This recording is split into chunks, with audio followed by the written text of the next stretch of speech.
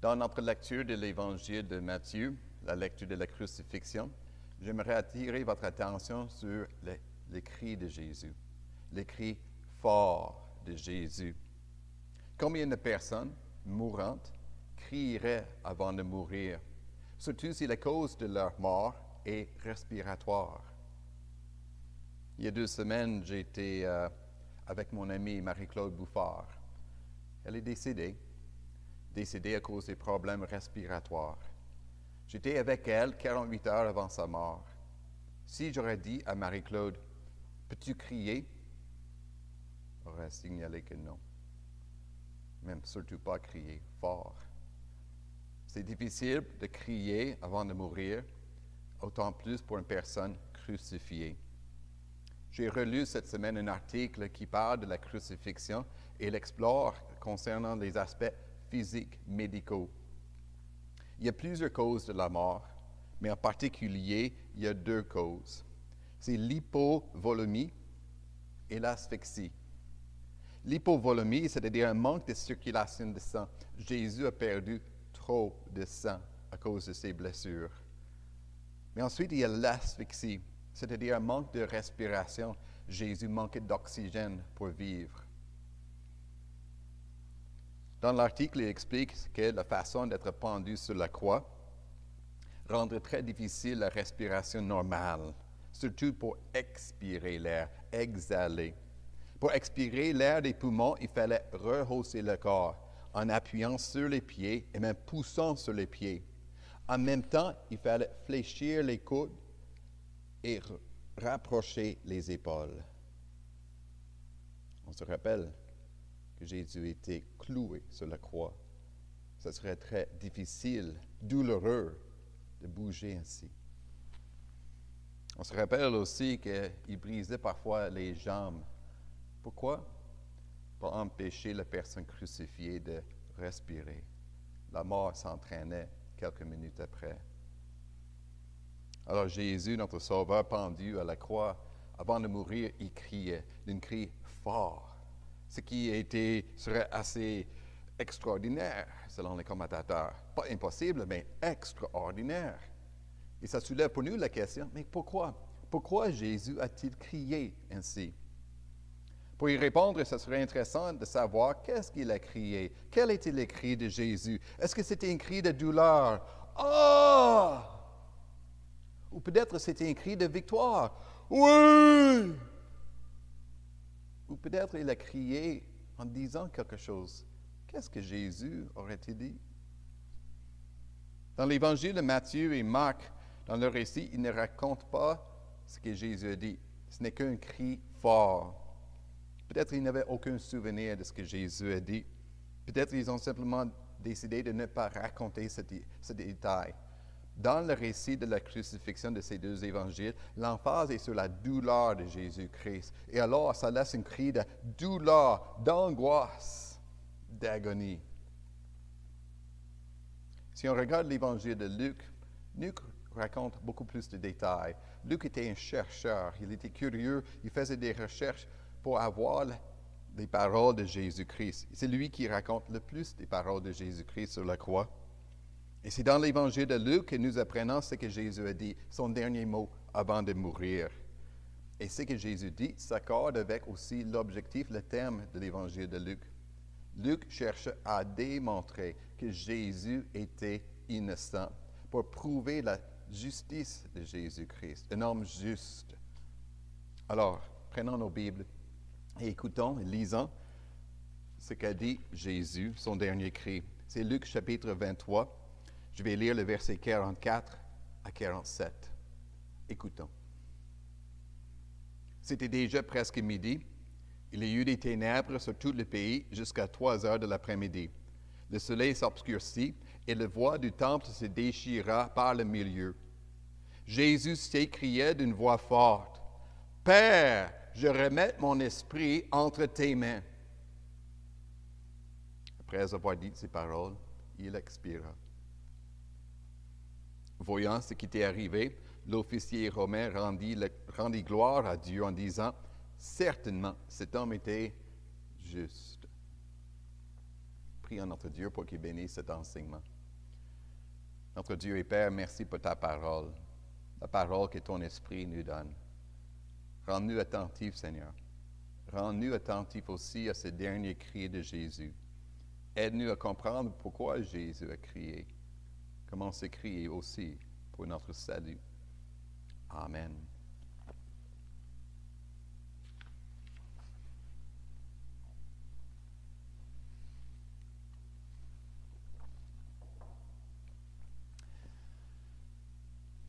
Avant de mourir, quel sera votre dernier mot? J'imagine que c'est une question dans laquelle peu parmi nous pensent. Peut-être il y a d'autres qui y pensent parce que vous êtes un peu plus âgés. Ou peut-être vous avez accompagné un ami, un membre de votre famille pendant ces derniers moments. Peut-être vous avez envie de mourir, arrêter la souffrance.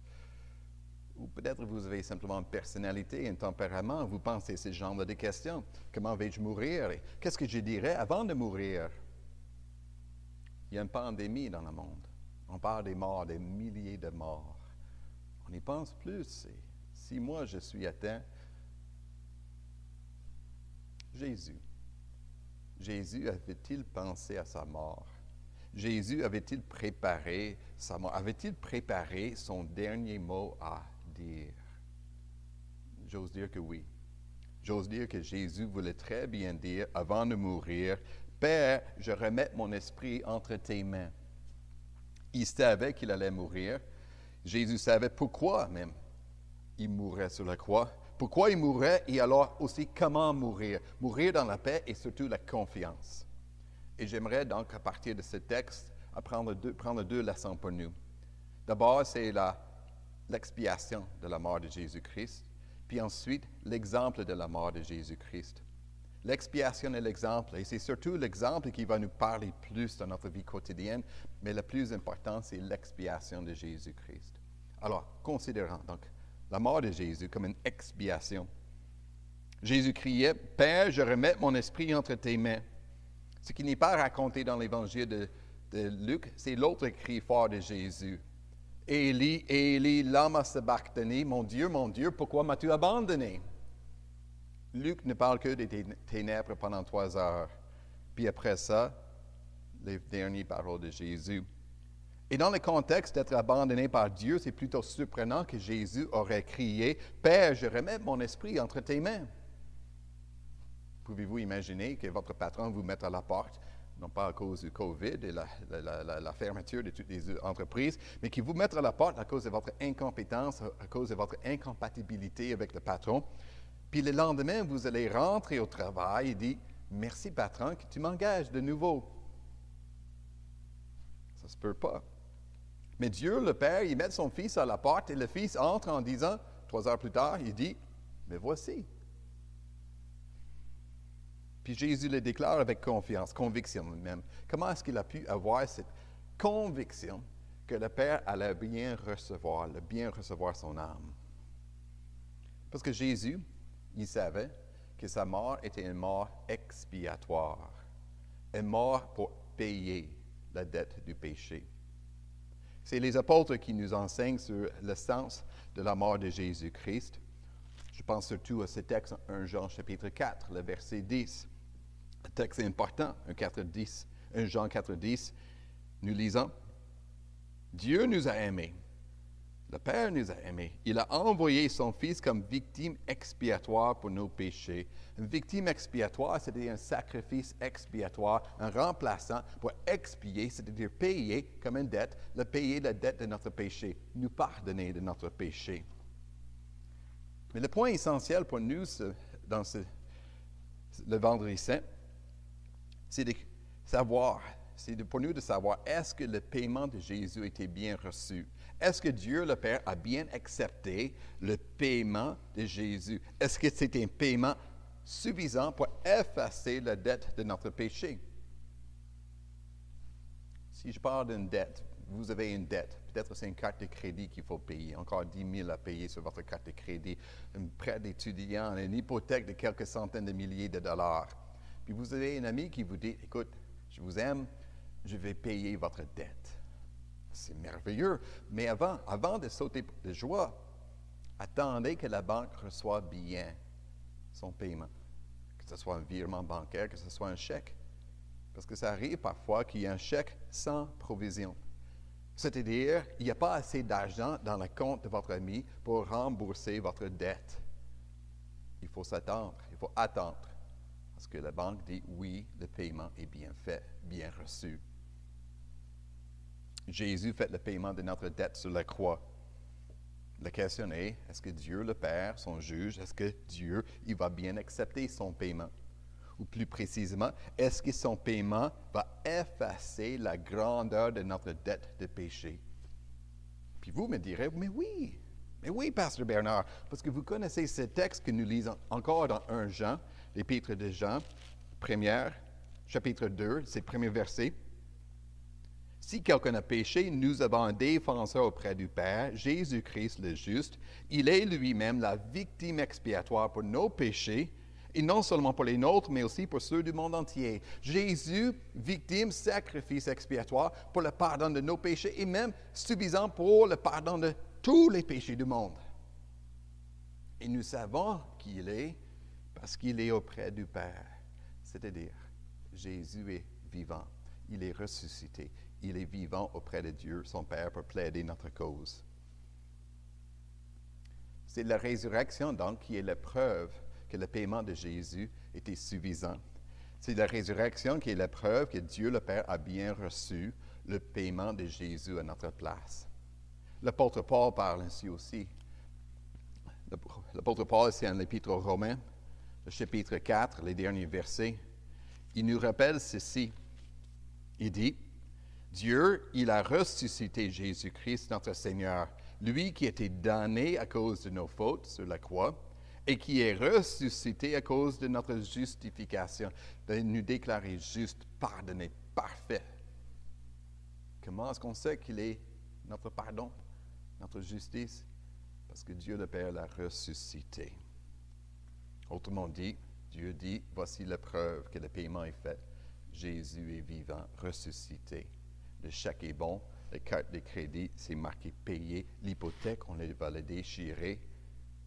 Vos péchés, ils sont tous pardonnés. Alors revenons donc dans notre texte. C'est le dernier cri de Jésus quand il criait, « Père, je remets mon esprit entre tes mains. » Jésus dit, en d'autres mots, « Père, accepte bien mon sacrifice. Père, sois satisfait de mon paiement. Garde mon âme pour la résurrection de mon corps. » Et notez bien aussi les enfants, notez bien ce que Jésus ne dit pas. Il ne pose pas une question, il ne demande pas, « Père, peux-tu prendre mon âme entre tes mains? » Ce n'est pas une question. Jésus n'exprime pas non plus un souhait. « Père, je veux que tu prennes mon âme, mon esprit entre tes mains. » Non, Jésus déclare. Il déclare avec confiance et conviction, « Père, je remets mon esprit entre tes mains. » Il avait la confiance, conviction, que oui, le Père était bien satisfait de son sacrifice, que le Père, sa justice a été satisfaite, que la dette de nos péchés est payée. Autrement dit, si vous connaissez bien vos évangiles, on peut mettre en parallèle ce texte dans l'évangile de Luc, en parallèle avec celui dans l'évangile de Jean, les dernières paroles de Jésus, quand Jésus déclare, « Tout est accompli, le paiement est accompli. » Je vous encourage, chers frères et sœurs, quand vous lisez ce récit de la crucifixion selon l'évangile de Luc, quand vous arrivez à ce texte, peut-être un peu obscur au début, « Père, je remets mon esprit entre tes mains », je vous encourage à le lire comme la promesse de Jésus. Vos péchés sont pardonnés. Vos fautes sont entièrement pardonnées, purifiées. Vous êtes juste, innocent auprès de Dieu, votre Père. Ou, comme dit l'apôtre Paul, Romains chapitre 5, vous avez la paix avec Dieu grâce à Jésus-Christ. Ça, c'est la première leçon pour nous de ce texte. Mais j'aimerais prendre une deuxième leçon pour nous tous, un exemple venant de la mort de Jésus-Christ, parce qu'il est un exemple qui nous a qui nous apprend comment mourir, comment bien mourir. Si on pense à la mort de Jésus-Christ et la façon que Jésus il faisait face à la mort, il y a beaucoup qu'on peut apprendre. Même si on prend simplement les paroles de Jésus-Christ, quand il a dit aux femmes de Jérusalem de ne pas pleurer sur lui et sa douleur, mais de pleurer sur la rébellion, l'incrédulité du monde. Quand il a dit à ses ennemis que leurs péchés soient pardonnés. Quand il a rassuré le méchant, le malfaiteur sur la croix, qui serait au paradis. Quand il a assuré les soins de sa mère âgée. Quand il a crié son désir de ne jamais être séparé de Dieu le Père, qui lui a remis sa vie pour la résurrection. Toutes ces façons que Jésus nous apprend comment bien mourir en tant que croyant. Et comment Jésus a-t-il pu mourir de cette façon si paisible, convaincu? Parce qu'il savait que Dieu le Père allait le ressusciter. Jésus le savait.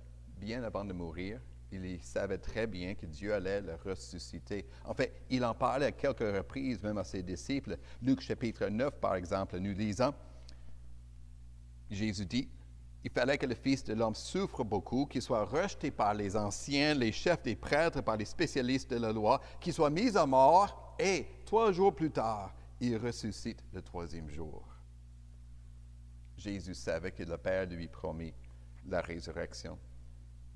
Et alors, sur la croix, en train de mourir, Jésus saisit la promesse de son Père. Il saisit la promesse de sa résurrection. « Père, entre tes mains, je remets mon esprit. » Et ce que Jésus fait comme un exemple, d'autres disciples l'ont suivi aussi. Même les disciples de la première génération. On se souvient d'Étienne, aussi les enfants, l'histoire qu'on a appris à l'école des dimanches. Étienne, un disciple zélé, lapidé à cause de son témoignage, puis en train de mourir.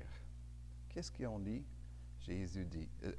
Étienne dit, Jésus-Christ, accueille mon esprit.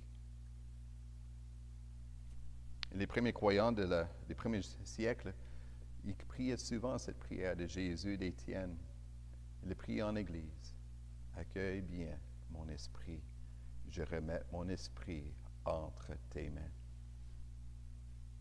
Comment pouvons-nous oser prier ainsi comme Jésus? Parce que nous avons la même promesse que Jésus avait. Nous avons la promesse de la résurrection. Dieu le Père promet de nous ressusciter corps et âme. Vous pouvez le lire, 1 Corinthiens chapitre 15. Le Christ est ressuscité, tous vont se ressusciter avec lui. Et alors la victoire sur la mort, c'est Jésus ressuscité. 1 Corinthiens chapitre 15. Il y a aussi cet autre texte en 1 Thessaloniciens. 1 Thessaloniciens, le chapitre 4, texte que nous lisons. Le Christ est ressuscité. Et nous croyons aussi que Dieu ramènera par Jésus et avec lui ceux qui sont morts. Il va nous ramener et nous ressusciter avec le Christ ressuscité. Et c'est la raison pour laquelle nous exprimons notre foi quand nous chantons la résurrection de Jésus. Comme Christ est ressuscité, nous allons le chanter dimanche de Pâques. Christ est ressuscité, comme lui, du tombeau, brisant la foi de Pierre. Un jour, nous atteindrons le seuil d'éternité et nous irons jouir dans la maison du Père d'un bonheur éternel. Christ est ressuscité. C'est donc avec cette foi, par la confiance, par la conviction de la fidélité de Dieu, par la conviction que Christ est déjà ressuscité, que nous aussi, nous pouvons prier avant de mourir. Père, entre tes mains, je remets mon esprit. J'ose dire qu'on a besoin d'y penser un peu plus de notre vivant, de nous préparer. On a tendance de ne pas trop penser à notre mort. J'ai lu quelques articles cette semaine, comment bien mourir. Moi-même, je n'y pensais pas trop. Puis il y avait une remarque d'un des auteurs, il dit, « Nous savons tous que nous allons mourir, mais pour une raison ou une autre. Personne ne le croit. » Et ça me fait penser à une remarque d'un membre de l'Église Trinity Church, tous les membres en 80 ans et plus.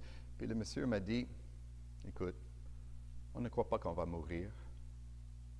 Si eux ne croient pas qu'ils vont mourir, nous, notre assemblée est beaucoup plus jeune. Est-ce qu'on pense à notre mort? Très peu. Oh oui, vous dites, on est dans une pandémie, COVID-19, nous sommes menacés. Mais j'ose dire que la plupart d'entre nous disent, écoute, c'est pas moi. C'est correct. Moi-même, j'y pensais jusqu'au jour où, après la mort de notre amie Marie-Claude, on a appris dans les nouvelles qu'il y avait une éclosion de COVID-19 dans le centre palliatif où on était. Mélanie et moi, on était exposés peut-être au virus. Alors, on est en quarantaine. Il nous reste 2 jours. Puis c'est sûr que ça fait penser. Et si ça arrive? Si ça arrive que je tombe malade, que je meurs. Mais on n'a pas besoin de craindre la mort. On n'a pas à avoir peur. On n'a pas besoin non plus de lutter contre la mort, de vouloir vivre à tout prix. Il serait mieux pour nous de nous reposer dans cette promesse de Dieu. Et j'ose dire que la meilleure façon de nous préparer à notre mort, parmi d'autres choses à faire, c'est sûr, la meilleure chose pour nous de faire, c'est de prier, comme Jésus, mais de prier de notre vivant. De prier cette prière de Jésus bien avant de mourir. Père, je remets mon esprit entre tes mains. Parce que Jésus lui-même le priait avant de mourir. Il faut comprendre que Jésus sur la croix, ce n'est pas lui qui a inventé cette prière. Ce n'est pas lui qui a dit à l'improviste, « Père, je remets mon esprit entre tes mains. » Non, c'était la prière de Jésus tout au long de sa vie, parce que c'est la prière qu'il a appris dans les psaumes de David, le psaume 31 en fait. Si vous lisez le psaume 31 que nous allons lire tantôt, David, il parle de sa mort, il est menacé. Puis il dit ceci, « Tu me feras sortir du piège qu'ils m'ont tendu, c'est-à-dire de ce piège de mort, le faire mourir. Car tu es mon protecteur, je remets mon esprit entre tes mains.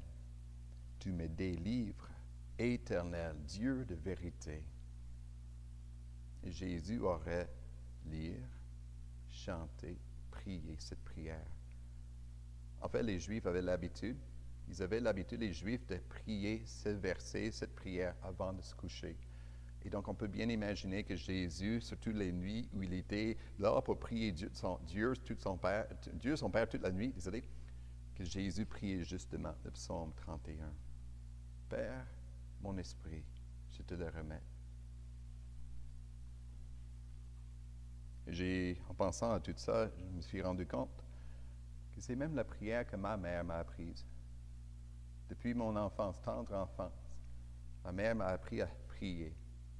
Now I lay me down to sleep. I pray thee, Lord, my soul to keep. Je me couche maintenant pour dormir et je te prie, Seigneur, garde mon âme. Garde mon âme. C'est la prière que nous apprenons à nos enfants, pour que tout au long de leur vie, ils savent, on a besoin de le rappeler, mais ils savent que dans la vie et dans la mort, nous appartenons à Jésus-Christ. Et nous pouvons faire face à la mort à tout moment, parce que notre âme est gardée par Dieu notre Père. Apprendre à bien mourir, c'est Jésus qui nous l'apprend. Il nous apprend, Jésus, comment penser, comment parler, comment prier avant de mourir, bien avant de mourir. Parce que nous pouvons prier avec confiance que notre âme est entre les mains de Dieu le Père et qu'il le garde pour la résurrection de notre corps glorieux. Et nous pouvons le prier avec un sentiment de paix, oui, mais surtout un sentiment, une conviction, une grande conviction. Parce que sur l'autre côté, c'est Dieu mon Père qui m'attendra. C'est lui qui m'ouvrira la porte du ciel, du paradis. C'est lui qui va me recevoir. Il me dira, « Bienvenue chez moi. Tu peux entrer. » Amen.